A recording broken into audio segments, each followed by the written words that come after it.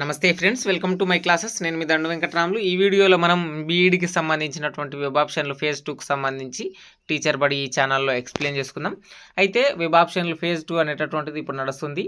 మీరు సింపుల్గా గూగుల్లో టీజీ ఎడ్సెట్ అనేటటువంటి సెర్చ్ చేస్తానంటే మీకు ఫస్ట్ ఈ విధంగా ఎడ్సెట్కి సంబంధించినటువంటి వెబ్ ఆప్షన్లకు సంబంధించింది వస్తుంది. ఇక్కడ హోమ్ పేజ్ చూడండి.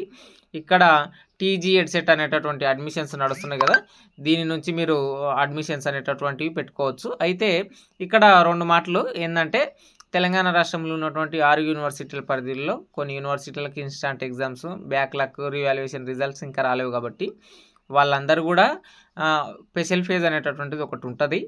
ఫేజ్ 2నే ఫైనల్ ఫేజ్ ఏం కాదు, ఖచ్చితంగా ఇంకొక ఫేజ్ కూడా ఉంటుంది.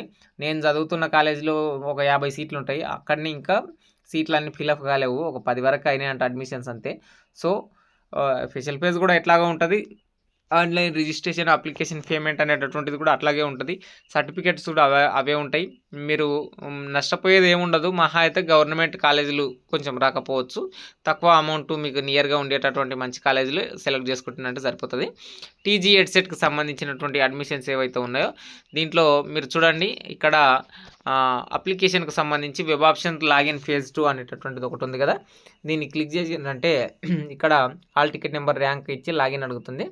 ఇక్కడి నుంచి మీరు ర్యాంక్ ఇచ్చిన తర్వాత పాస్వర్డ్ ఒకటి ఉంటుంది, పాస్వర్డ్ కొట్టిన తర్వాత మీరు ప్రియారిటీ ఫేజ్ 1లో కొంతమంది పెట్టుకొని మళ్ళీ పెట్టుకుంటున్నారు కదా, అట్లాగే ప్రియారిటీ వెనకకు ముందు అప్ డౌన్ చేస్తూ మీకు నచ్చే విధంగా పెట్టుకోవడానికి ప్రయత్నం చేయండి. అయితే కాలేజీల లిస్టులు అనేటటువంటివి పెట్టేటప్పుడు మీరు కంప్లీట్గా ఈ ఎడ్సెట్ పేజ్లో ఏదైతే ఫిజికల్ సైన్స్ పెట్టుకునేటటువంటి వాళ్ళు, మ్యాథ్స్ పెట్టుకునేటటువంటి వాళ్ళు, అట్లాగే బయోసైన్స్ ఉన్నటువంటి వాళ్ళు, ఈ గ్రూపులు సెలెక్ట్ చేసుకునేటటువంటి వాళ్ళు ఈ మెథడ్లో మీకు కొంత ఇన్ఫర్మేషన్ చెప్తా చూడండి.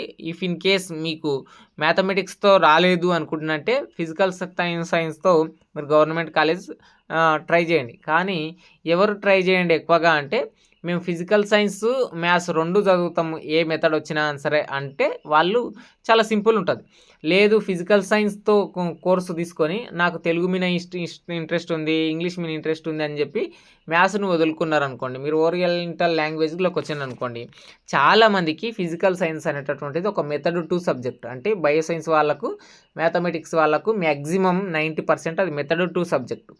మీరు దాన్ని మెథడ్ 1గా తీసుకొని ఓరియంటల్ లాంగ్వేజ్లు మీరు ఇన్ కేస్ పీజీ చేసి తెలుగు, ఇంగ్లీషు మెథడ్ 2 తీసుకున్నారనుకోండి, మీరు కాలేజీలో ఏమైనా సబ్మిట్ చేసేటప్పుడు కానీ, ఇంటర్నల్ ఎగ్జామ్స్ కానీ, స్లిప్ టెస్టులు కానీ, సెమినార్లు ఇచ్చేటప్పుడు కానీ, రికార్డ్స్ సబ్మిట్ చేసేటప్పుడు కానీ అవి 2 ఒకటే డేట్ ఉంటాయి.